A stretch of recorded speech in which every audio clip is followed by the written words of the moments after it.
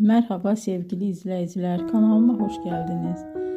Bugün sizlere Hande Erçel'in kariyerinin yükseliş dönemine kısa bir yolculuk yapacağız. Hande Erçel televizyon dünyasına adım attığında henüz çok gençti. İlk rollerinden sonra asıl büyük çıkışını romantik komedi dizisi Aşk Laftan Anlamaz ile yaptı.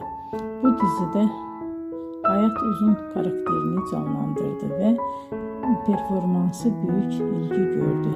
Dizi yalnızca Türkiye'de değil, dünyanın birçok ülkesinde yayımlandı ve milyonlarca kişi tarafından izlendi. Böylece Hande Erçel uluslararası bir hayran kitlesine sahip oldu. Başarısı bununla da sınırlı kalmadı.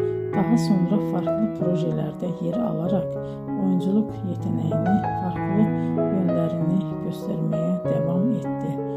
Bugün Hande Erçel Türkiye'nin en popüler oyuncularından biri olarak kabul ediliyor. Videoyu izlediğiniz için teşekkür ederim. Bir sonraki hikayede tekrar görüşmek üzere.